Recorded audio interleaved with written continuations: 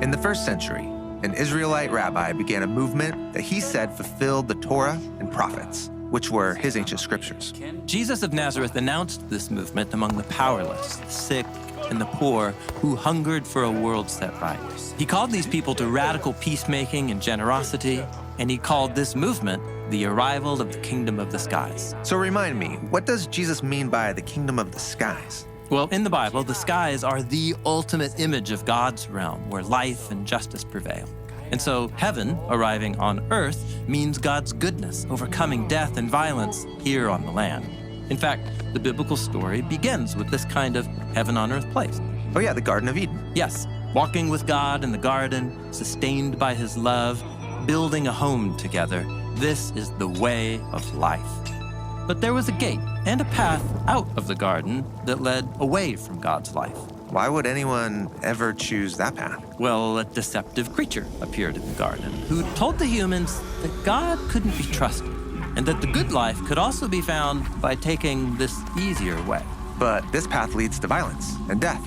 Right. And so the Torah and prophets tell the story about God choosing one family, Israel, and then giving them his Torah, his instruction, about how they can return to God's presence once again, how they could build homes and communities where God can come and live among them, how they could even demonstrate to the rest of the world the way back to God's life.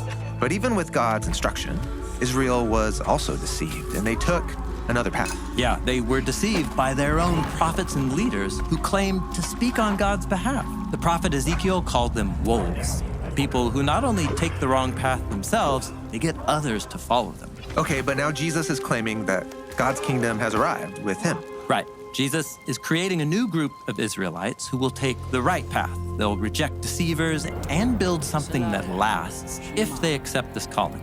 And so, in this closing section of the Sermon on the Mount, Jesus presents a choice. Enter through the narrow gate, because wide is the gate and broad is the road that leads to ruin, and those who enter through it are many.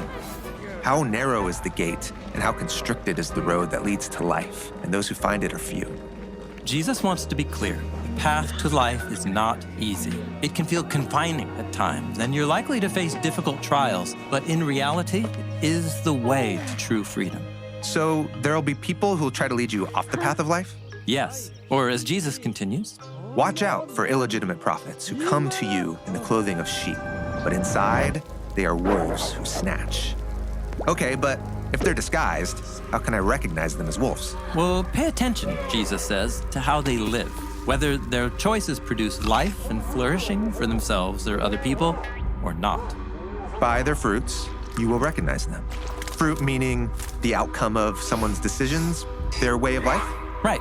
If you're the kind of person whose actions produce diseased fruit, you won't last in God's new reality.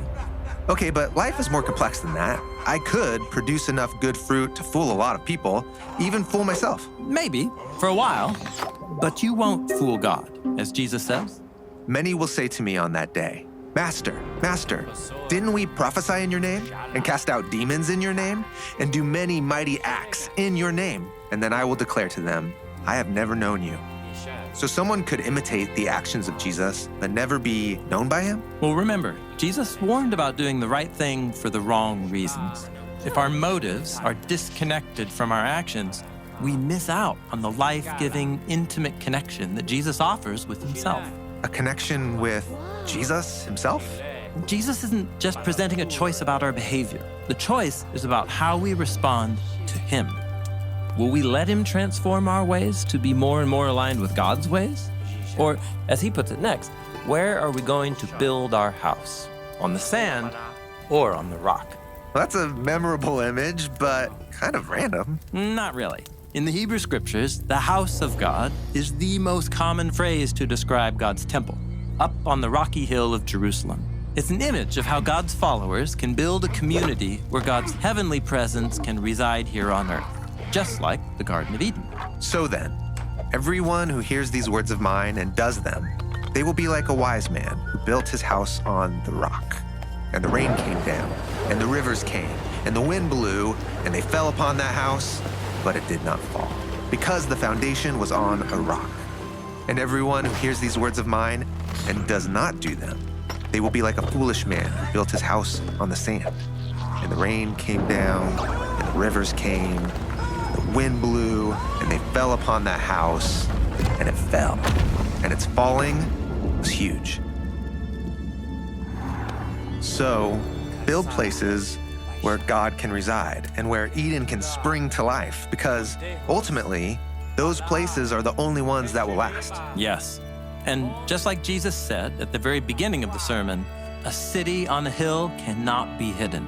So let that light shine for everyone to see.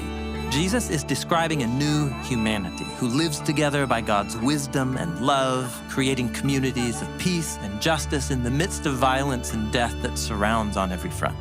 In all the teachings of the Sermon on the Mount, Jesus has given us a bold vision for what this can look like. And through the rest of his own life, Jesus lived out that vision, and he offered his followers the choice to do the same. And now, that choice is ours.